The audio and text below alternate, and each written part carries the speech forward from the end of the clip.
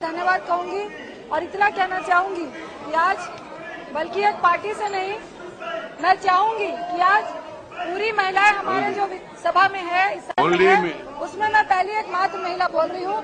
तो प्लीज मैं चाहूंगी कि चाहे सत्ता पक्ष हो चाहे विपक्ष हो, 3 मिनट या 4 मिनट भी आप थोड़ा सा महिला को आदर देते हुए उसकी बात को सुने।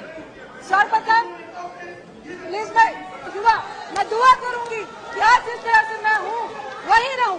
मैं बताना चाहूंगी कि यह जरूरी नहीं है कि जिसने गरीबी देखी हो वही गरीबों के लिए कुछ करता है।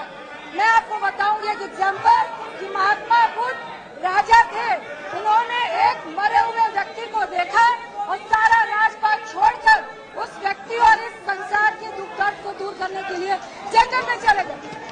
मैं दुआ करूंगी कि माननीय राहुल जी, जो लोग उनको बच्चा कहते हैं वो वैसे ही बच्चे रहे। मैं दुआ करूंगी कि 70% यूथ जो हिंदुस्तान की नींव रखने वाला है वो ऐसा ही जोशीला हो, ताकि उमर अब्दुल्ला जैसे लोग उन राजनीतिक को जान सके जो इतनी गंदी राजनीति करते हैं कि राजनीति सिर्फ राजनीति न रहकर अपने देश को, अपने उन गरीब लोगों को जो एक एक गांव का बच्चा बिजली के लिए तरस रहा है, उसको आप अपनी राजनीति में उलझाकर इतना गंदा खेल कर सदन की गरिमा तक को भी आप आज मेला लेके आते हैं। मैं शहनवाज जी की एक बात का जवाब देना चाहूंगी। उन्होंने माननीय प्रधानमंत्री जी पर कल टिप्पणी करते हुए राज्यसभा पर टिप्पणी की थी। मैं शहनवाज जी को कहना चाहूंगी कि ध्यान से सुने कि ईश्वर की कृपा होती है कि कुछ लोगों को जो आप राजनीति करते हैं, हम सब लोकसभा से आते हैं, आपको मालूम होगा कि क्या सच और झूठ बोलकर इस लोकसभा में आया जाता है, लेकिन कुछ लोगों पर ईश्वर की ग्रेस होती है कि उन्हें सच और झूठ के चंगुल में नहीं फंसना पड़े। इसीलिए माननीय प्रधानमंत्री जी को ईश्वर ने राज्यसभा देकर यहाँ पर भेजा। मैं आपसे कहना चाहूंगी कि मैं खासकर अपने भाइयों से एक बात का जवाब दूंगी कि कुछ लोग दूसरों को अपराधी कहते हैं, कुछ लोग दूसरों को क्रिमिनल करते हैं, खुद कुर्ता झोला लेकर चलते हैं, लेकिन उनके झोले में एयर कंडीशन भी होता है, मनी भी होता है और क्रिमिनल भी होते हैं। लेकिन वो मीडिया के सामने इंटेलिजेंट है, पढ़े लिखे हैं, अच्छी तरह सुनता है, इसलिए जब वो मीडिया के सामने अपनी बात रखते हैं तो इतनी गरिमा और सलीके से रखते हैं, उनको अपराधी या क्रिमिनल नहीं किया जाता है। मैं कहूंगी सबसे बड़ा अपराध आज आप लोग करने जा रहे हैं, जो पूरे देश को गर्त में डालने के लिए आप लोग इतनी से इतनी नीच से नीच हरकत आज यहाँ पर की है। मैं अपने कम्युनिटी से शायद कम लोग जानते होंगे, जो मेरा मैका है वो पंजाब में है। मैं अपनी कम्युनिटी को कहना चाहूंगी कि कल मेरे गार्जियन है बोल रहे थे कि देश शिवा पर मोही है शुभकर्म। मैं सर्वप्रथम कहना चाहूंगी कि मैं माननीय प्रधानमंत्री जी का बहुत बहुत आदर करती हूँ। इसलिए नहीं कि वो आज सीट पर है, इसलिए कि शायद इतिहास में बहुत कम ईमानदार प्रधानमंत्री मिलते। न डरो और सो जब जाए लड़ो, निश्चय कर अपनी जीत करो। ये बिल्कुल प्रधानमंत्री जी ने सही उच्चारण किया था। और मैं कहूंगी जब आव की और निधान बने अति हीरा में तब जूझ मरो। मैं अपने गार्जियन से कहना चाहूंगी कि आज वक्त है, मैं आपको वो गुरु गोविंद सिंह जी का इतिहास बताना चाहूंगी कि जब अनंतपुर साहब का किला गुरु गोविंद सिंह जी नहीं छोड़ना चाहते थे तो कुछ संतों ने कहा कि नहीं हम छोड़ेंगे। गुरु गोविंद सिंह जी ने कहा था 7 दिन यदि आप बिना खाए पिए और रह गए तो खालसा राज करेगा। खालसा का मतलब सिर्फ सिख नहीं होते, खालसा का मतलब वो खालस व्यक्ति जो ईमानदार हो, स्वच्छ हो, चरित्रवान हो।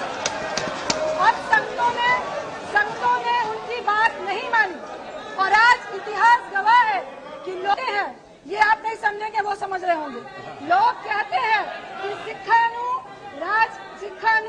देश वास्ते लड़ना आंदा है, सिखानू कुर्बानी करनी आंदी है, लेकिन सिखानू राज करना नहीं आंदा। अब 4 साल तो थोड़ी कम्युनिटी का माइनॉरिटी का साड़ा बंदा हो गया, ठीक है, हो गया। तो मैं तो कहना चाहूंगी कि तुसी कल कह रहे सी कि पंजाब नू की दिता।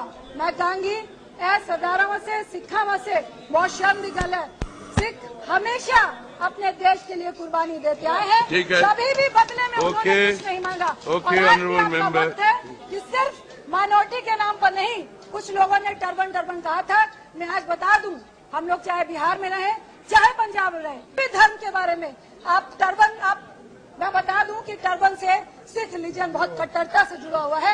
आइंदा कभी कोई टर्बन की बात इस लहजे पे ना करे। मैं आपसे यही कहूंगी कि मैं आपसे यह कहने आई हूं कि सिख हमेशा कुर्बान होते रहे हैं, सिर्फ इसलिए नहीं कि वो सिख है, इसलिए कि एक बहुत ही चरित्रवान, जिसकी नीयत भी सही है, चरित्र भी सही है और वो देश के लिए कुछ करना चाहता है। और आज सिखों का भी फर्ज बनता है कि हमारे गुरुओं ने इतनी कुर्बानी दी। प्रधानमंत्री जी आज अपने ठीक हो गया भाई, अपनी सरकार हो गया बहन जी, हो गया ठीक। बात आधा मिनट, सिर्फ बात आधा मिनट, आज प्रधानमंत्री और दूसरा बहन जी साहब, वो भी हमारा बहन जी है। बहुत सिर्फ इसलिए लगाई है ताकि वो देश के लिए कुछ कह सके। मैं अंत में एक बात यही बोलूंगी कि आने वाले उनको भी हम बहुत रिस्पेक्ट करते हैं। ड्राई ऑनेस्ट पीएम मिल गए तो इस देश की काया पलट जाएगी। इतना ही क्या मैं अपनी बात को खत्म करती हूँ और मैं हेमलाल मुर्मू। और आज हमें एक ईमानदार, जिसकी नीयत और चरित्र तीनों ही इस तरह के हैं, जिसकी आज हमारे भारत को जरूरत है। आज मैं उनकी भूरी भूरी प्रशंसा करते हुए ये कहूंगी कि आज इस हेमलाल मुर्मू है को अलग थलग रखा गया था, आज उन्होंने पूरे विश्व में मुख्य धारा से जोड़ने का काम किया है। जिस तरह यह डील एक इतिहास बनाएगी, पूरे इतिहास में इस यूपीए का, माननीय प्रधानमंत्री जी का, माननीय सोनिया जी का नाम स्वर्ण अक्षरों में लिखा जाएगा। साथ ही मैं कहना चाहूंगी कि जो मात्र निजी स्वार्थ के लिए, निजी राजनीति के लिए जो ये डील को नकाब करने की कोशिश कर रहे थे, क्योंकि मुझे पूर्ण विश्वास है कि हम बहुमत पाएंगे, सिर्फ उनका नाम काले धब्बों में ही नहीं लिखा जाएगा। मैं सोच के आई थी ये बोलूंगी कि आपका नाम काले धब्बे में लिखा जाएगा, लेकिन आज सुबह से जिस तरह की गंदी राजनीति, इस सदन की गरिमा को जिस तरह से आपने गंदा किया है, मैं आपको कहना चाहूंगी कि सिर्फ मैं अपनी बहन का रिस्पेक्ट करती हूँ और मैं बोलूंगी कि हमारी महिलाएं मात्र यहाँ पर चंद % है, आप बोलने दें। मैं कहना चाहूंगी कि सिर्फ काले अक्षरों में ही नहीं, माननीय अध्यक्ष जी, बल्कि काला धब्बा भी इनके लिए कम पड़ेगा।